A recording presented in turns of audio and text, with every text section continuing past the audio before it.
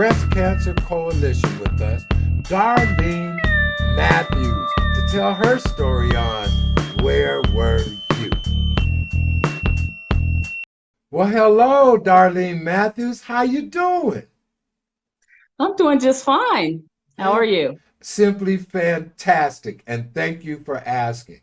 I know that we went through our Breast Cancer Awareness Month, and I know that you and a lot of people have a slogan saying that 365 days a year, 12 months, 7 days a week, 24 hours in a day, cancer doesn't have no time, no preference, no season. It's coming 24/7.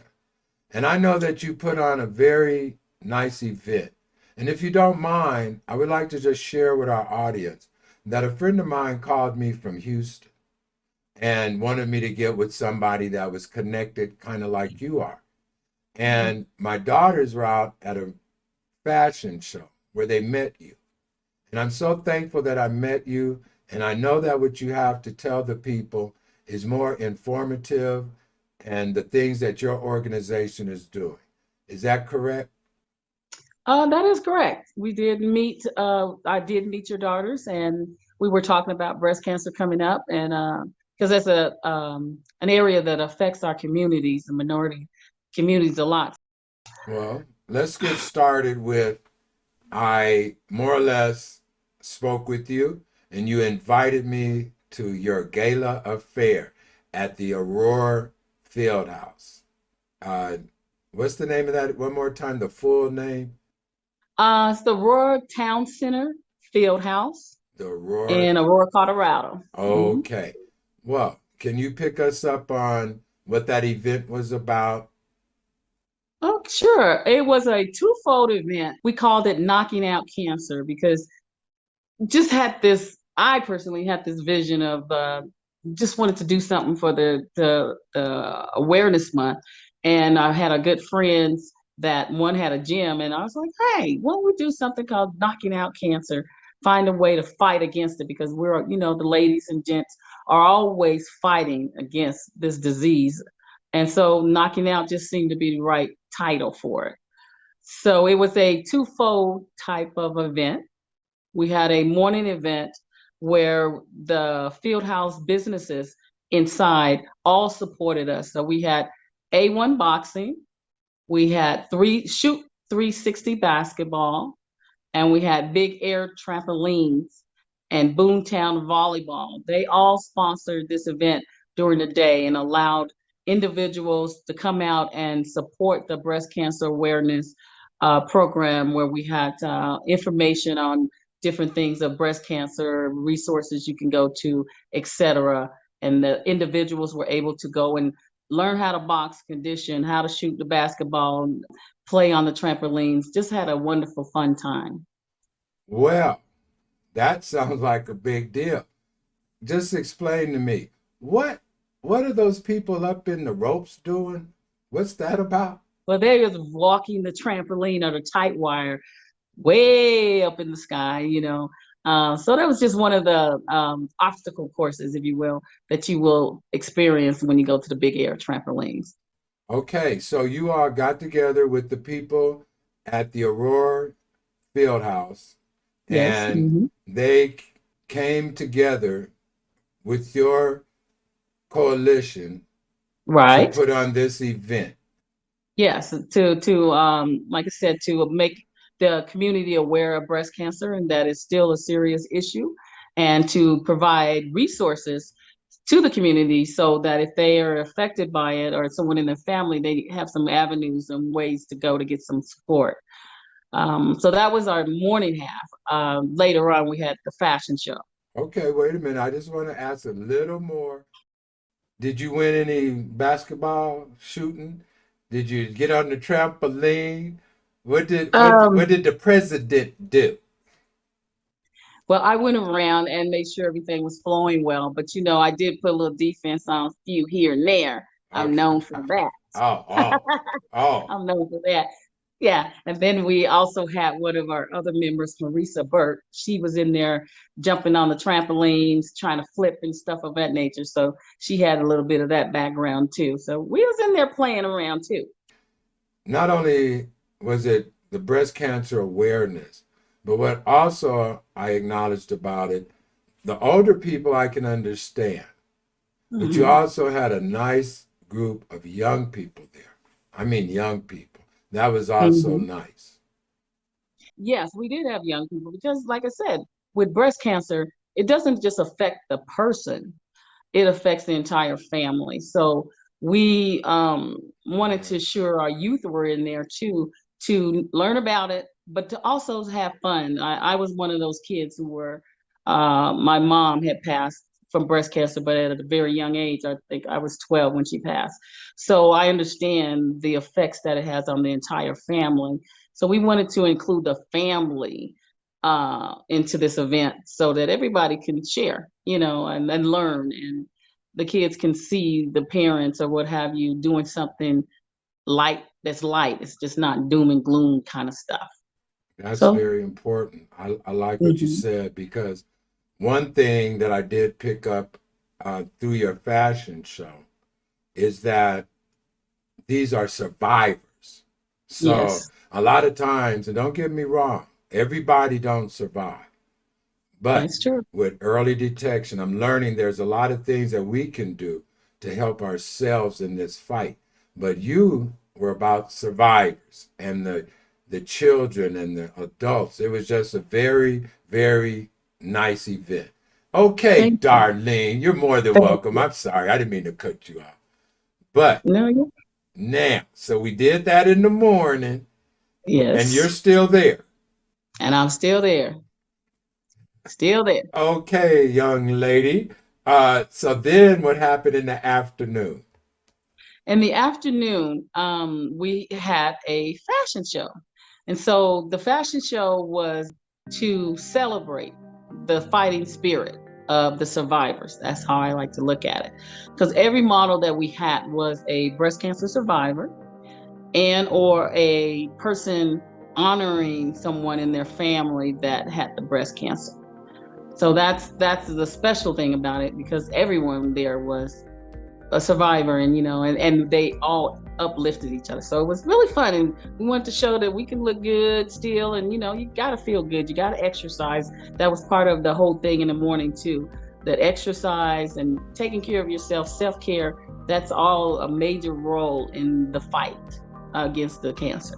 Okay. And something else I noticed about, and you touched on it a little bit, the age differences. And not just the age differences, but some of those survivors that you had multiple bouts with cancer. Cancer here, cancer over there, some Yes, lost parts, some, you know, it it was beautiful. And I also yes. like the way that your models and the people participated, and especially the men. They came out as well, and the people that you had supporting you. I really, really enjoyed it. I really learned a lot. And could you just a little bit touch on how men also have breast cancer and how men also need to pay attention to this? Yeah, men definitely get breast cancer. I know that they don't get it as much as women, but I believe the percentage they get, about a 1% out of 100 men will get breast cancer. So it's important for men to be aware of their bodies as well as females. I would say with breast cancer in general, that's one of the main keys. Know your body, you know you. Then you can share with doctors and stuff when something is irregular with you. So that's the key for men and women Okay. to know your body. Keep you know your body. Feel around, know what's normal for you and what is not normal for you. Look at yourself, see if some kind of shading or something is different. Little things like that is helps in early detection. Okay. Okay, men. I'm just going to step in here for a hot second. You heard what the Yes, lady said. You need to check that's true. yourself. It's Check okay. yourself. Yeah, check yourself. Touch yourself. Look at yourself. Be aware, because as you heard her say, mostly in women, but men have this too. Roundtree, Yeah. Jim Brown, Fatty Taylor that we Yeah. mentioned. So Yeah. Betty Taylor. be aware of yourselves, men. Okay, now That's true. back to you, Miss Okay. Darlene. So in this thing, we also saw that International Men's Store came in and helped you in your fashion show. LA Fashions came in and helped you. It was like a beautiful gathering of people and your spirit of it all. And when I came in, it was the afternoon. And if you Mm-hmm. did all of that in the morning and you still went through the afternoon, I'd take my hat off to you because that is really, really amazing. Could you speak a little bit? When I was in there, notice there was a young lady. I met that model as I was passing out flyers in the field house, and she just happened to glance over and saw the pink and the pink ribbon. Everybody associates breast cancer with the pink ribbon. So she saw that and asked me, "What was that?" And I was told her what we were planning, and she was like, "Oh my God, I was meant to meet you. I just finished with my surgery." She was like Wow. 2 to 3 months out of having a mastectomy.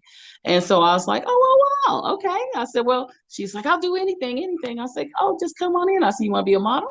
She said, "Yeah."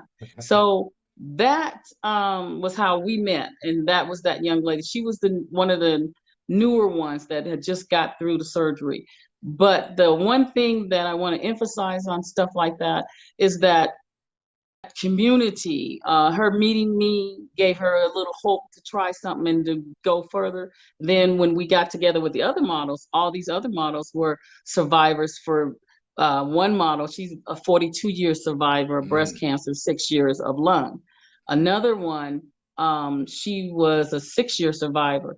So we even had a Hispanic Latina lady that came in, and she was very new too. She was a friend that came in, but she was I think she was within a 2 month. So hers was really fresh too. So her friend Lou from LA Fashions brought her in so that she can meet the other ladies. And that gave her so much inspiration.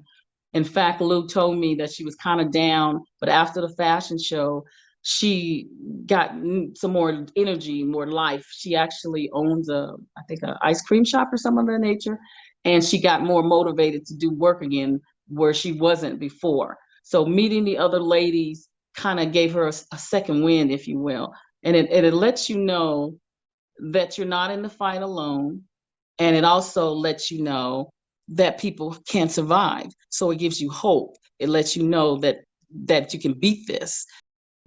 With the fashion show and with the event as a whole, we wanted to put out there that you're not alone. We can help you get resources. You can share with other survivors, and you can beat this. Well, I was really moved by that young lady too. I didn't know that it was this had just hit her. She Yes. had to Mm-hmm. just deal with that. Rosie LA Mm-hmm. Fashion to take the time not only for this cause, but to bring someone that she knew and to hear Right. the positiveness of this endeavor. I mean, just think. Well, let's imagine if you didn't have the spirit to do this, you've already mentioned two souls that you touched through this. Not, and Right. that's not even including mine. Because here we are again, and we're going to Right. just talk on this a little bit more. Well, Darlene, if I may kind of shift gears here now, can you give us some advice on who we could talk to or other groups? Or I also heard you mention something about the legislation, about how Yes. how we need to understand that even politics play in breast cancer as well. The Colorado Breast Cancer Coalition is a 501(c)(3) organization. So we're a nonprofit. And our mission is to kind of serve as a change agent for our cancer patients and caregivers and community workers. We want to work towards getting quality care for everyone, all individuals, and education. So that's how we got started. So within doing that, there's several breast cancer organizations within Colorado and on a national level that work towards this, and we're trying to be more collaborative together, work as a team to fight this issue because it is large. So we have education, access, policy, and research. That's what CBC, us, where we abbreviate ourselves as Colorado Breast Cancer Coalition, CBCC. So that's what we work towards. So some of the other sister organizations that we work with is the one, our big sister, if you will, is the National Breast Cancer Coalition. Amen. And in that organization, individuals can go and get trained. They have what they call a project lead, where they train you on all the science, not just the emotional, the actual science of breast cancer and genes and how all that stuff works, and then teach you how to interact with different levels of individuals in Congress and what have you, to where we can go and lobby them. And so yearly that kind of information, that kind of activity happens, to where we go and lobby Congress in DC and bring forth our issues or things that we feel that needs to be taken care of. That also is something similar with the American Cancer Society. They also have an action team, and they do it on a local level, and they also go to DC too, I believe, at certain times. But yes, you're right. Policy, politics, all of that is something very important. We have to go and tell our Congress people to what kind of needs are needed in that area as far as breast cancer. So yes, there's bills and stuff that individuals can support and push to get more funding and research and et cetera for breast cancer. Maybe I didn't understand. Is there legislations or are there hindrances through legislation that are put on women or individuals that may be suffering this? Yeah, sometimes there is. One of the past ones was prior to Medicaid and all that, being able to get free mammograms and what have you. They didn't have that. Then they got that through legislation, pushing legislation. We got that passed. So now you can go get mammograms free. But at one point, it used to be you got the mammogram free, but then you couldn't get the treatment. So we pushed on that. One that's current today is the metastatic breast cancer one, where if a person has metastatic breast cancer, which is cancer that spreads to different areas of the body, they have to wait like a 2-year waiting period for Medicaid or Social Security benefits to kick in. So we're pushing. Introducing new meat, a very new product for your skin. And oh, for the inside? Oh yes, we have something there for you as well. Together, it is a health choice that I'm sure you will enjoy. Check it out. New meat. Wait. Too fast? No, I just gotta absorb this. Okay. I mean, I just really, what I'm hearing, Yeah. I just want to make sure I'm hearing you correctly. A woman or a man that has this kind of cancer that spreads through the body, once they detect it, they have to wait 2 years? Currently, that's the way the law is set up, or Oh my God. yes, the guidelines for getting that kind of benefits is set up. So we're pushing that to alleviate that. So that's one of the things that's up at Congress, that the organizations are going to the push so that they can change that law so individuals can get that those benefits immediately. I'm very glad that you brought that to our attention. A lot of people probably are unaware that these things are in legislation. And I also like the different groups that you mentioned that could help and have these resources and outlets for people that may be suffering this. Do you mind if I get just a teensy bit personal with you? Sure. Okay. Teensy. Now, teensy, yeah. Okay. I also heard you give a story about yourself, Mm. and it was more or less, and I'm gonna let you explain it, but what I thought I heard is that you had the gene, or the gene was detected, but you never caught it, but someone in your family has caught it. My family is a family that I guess you would say is a hereditary gene. So almost every female, almost every generation in my family has got breast cancer. Wow. So it's really deep. So my mom, that was one of the reasons that I got it. And as a child, I would see my mom, her sisters, cousins, etc., getting hit with breast cancer all the time. So as a younger person, I was always like calculating, okay, when is it going to happen to me? And having living with that fear as a child. As I got older, I decided I got to do something proactive. I got to figure a way to battle this thing and not let it control me. So that's when I started getting into advocacy, breast cancer advocacy, joining different groups, trying to understand it, understand what is it, how can I do it, what do we need to do to try to make our odds better. The gene testing that came out recently, and everyone started doing the gene testing, it has been identified that we definitely had the BRCA1 and the BRCA2 gene in our family. The one thing I really want to emphasize on that testing, though, the testing is good. And like I explained before, when you get if you're going to go do the testing, be prepared for the results, whether it's negative or positive, be prepared for them, because there's something that you're going to have to make decisions after that. So if you get positive, meaning you have the BRCA gene or some type of gene of that nature, that doesn't mean that you're automatically getting cancer. That's the one thing I really want to emphasize. It does not mean that you're automatically getting cancer.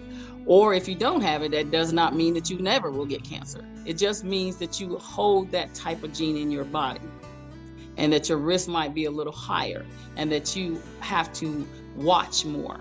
So that's one thing I really want to make sure people do, because I think when it first came out, people were thinking, oh, I don't have it, I don't have to worry about cancer. No, that's not true. You still need to be prepared. You still need to watch yourself and things of that nature. But yes, cancer runs deep in my family, not only in females. I have colon cancer, leukemia, all kinds of stuff on the male side. So it does hit my family very strong, but we have a lot of survivors. We're learning, and it hits our family young. The guideline right now to get mammograms is the age 40. Majority of my family get hit in the 20s. So 40 is never good enough for me, as far us. And so individuals need to know your body, your situation, and push the envelope. Push the envelope. If they say 40 and it runs earlier in your family or someone, or you feel like your body is off, push the envelope and keep pushing your doctors, and you can get some support. There's one other organization I want to throw out there really quick that got a table there for us. It's called Judy's House. And that was an organization, I think Brian Greasy created it. His mom had died from breast cancer when he was a kid. But this organization provides counseling for anyone that has had a loss, whether it's from breast cancer or something else. They give counseling from the age 3 to 25, free counseling. And we all know that with breast cancer or any other tragedy, that individuals need to have an outlet, some way to talk and how to do. So I just really want to make sure people are aware of that as well, because that was an organization also that I felt that was needed. I didn't have it when I was a kid, but we sure did need it. There's a pamphlet that I like that I got at the Coleman Walk. It's Worldwide Breast Cancer, and they have it knowyourlemons.com. You might have a filling, a thick area of filling in the thick area. You might have dimples in your breast. Your nipple might be kind of crusted, or you might have red or hot filling to your breast. You might get unexpected fluid coming out. You might get skin sores. You might get bumps that almost look like a rash, if you will. Your veins in your breast might grow, look like they're protruding out. Sunken nipples, where your nipples are going sinking into your breast. And the shape of your breast might switch and change, look a little different, and then you can have the other one they have with an orange peel skin. It kind of looks like an orange peel. It's got that coloring and the bumps. And then you might, of course, have the hard lump. almost like a pea or lemon seed. The thing about if there's could be cancer, it won't move and it'll be hard, but it won't move. So yeah, I just thought this little pamphlet kind of made it really clear. Told you what to do to look for breast cancer, when to do your self exam, when to get a mammogram, what you can do with your doctor, and what some of your risks are. But it also gives you this um, visual of lemons showing different ways that your breast might look. Very very informative. So I just thought that was a very good tool to share. Don't let something that you think could be a problem grow into a very, very serious problem.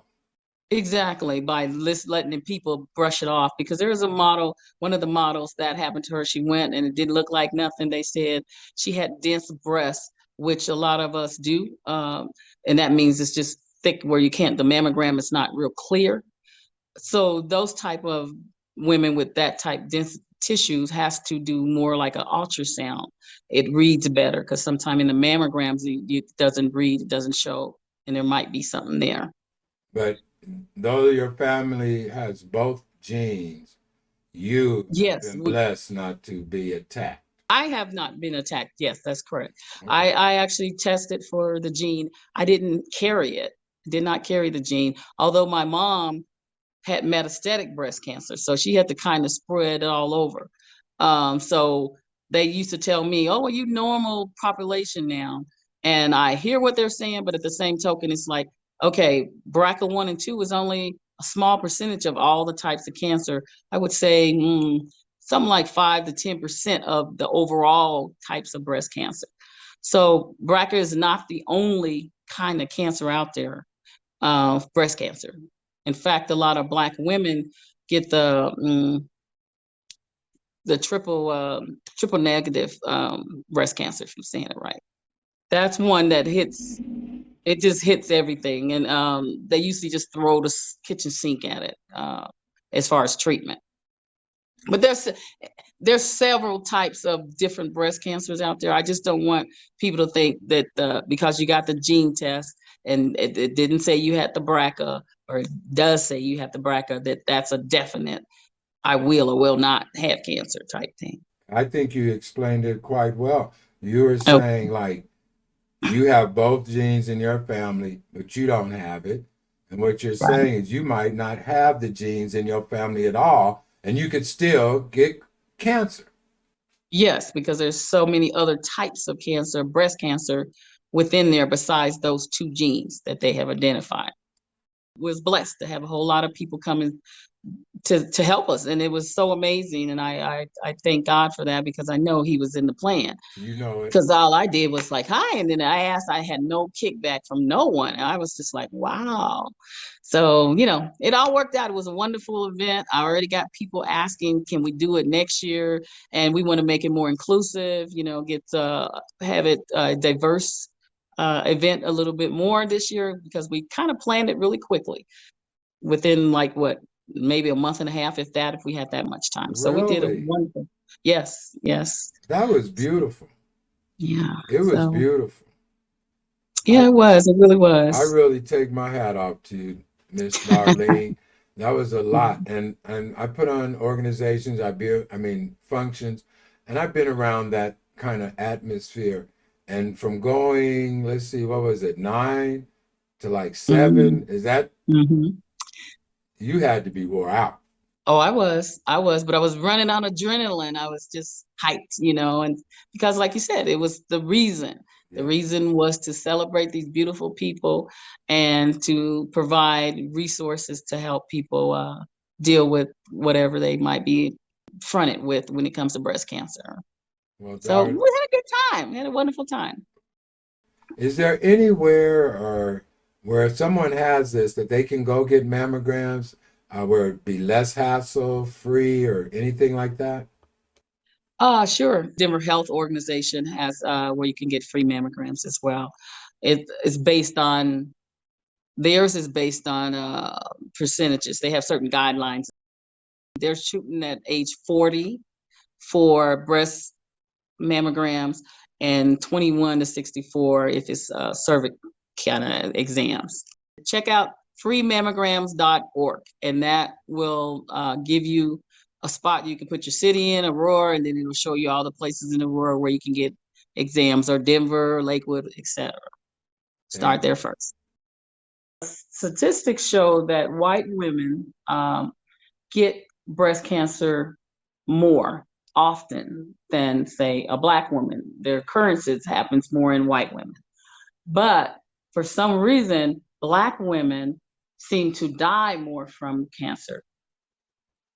Don't understand why we have that disparity, but it's there.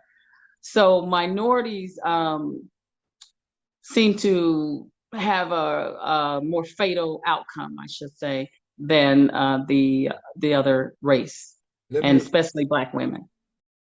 Do you believe it's because of like legislation or slow treatment? Do you believe, could it be that Black women go undetected longer? Is it that they're not going to screening more and it's more severe? I mean, well, just to put it out there. Well, yeah, let's put it out there because we know that sometimes that does occur. Sometimes. But the main thing often they try to say that sometimes it's social and economic type things, and some of that all plays into, goes into play. That's why a lot of times they say that we don't get it caught early. There's a whole lot of reasons that are put out there.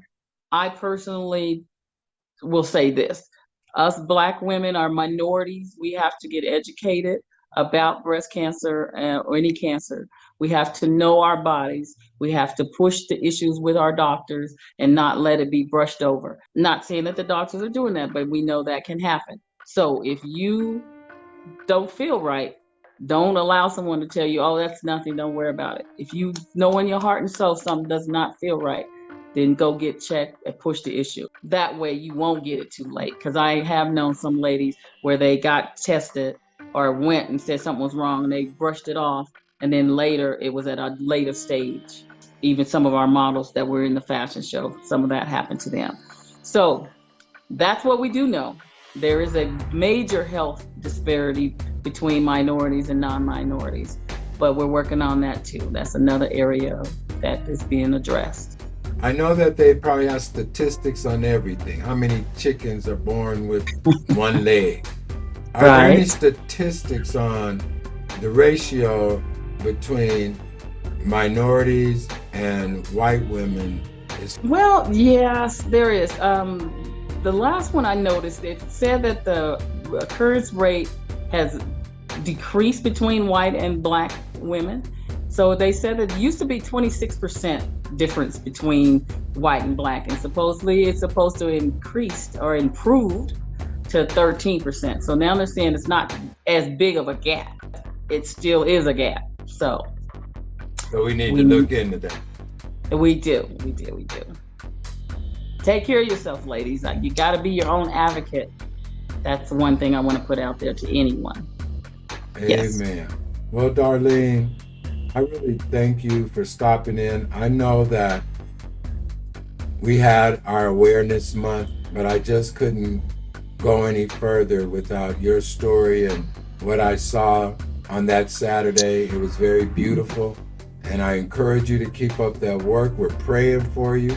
And if there's any way that, House of Transformation or Hot Ministry Entertainment can assist or be a part of that, don't hesitate to call us. If you know someone that would like to share their story, I was with you. I've seen all kind of stories already. Oh, yeah. I'm talking about even the gentleman that did the boxing ring thing. Oh, yes. Yeah, yes. I mean, and the one that was announcing for you. Right. You have people all around you, and I'm really glad that I met you. I really want to keep in touch and try to get this message out and help in this cancer. Go get checked, ladies and gents. Okay.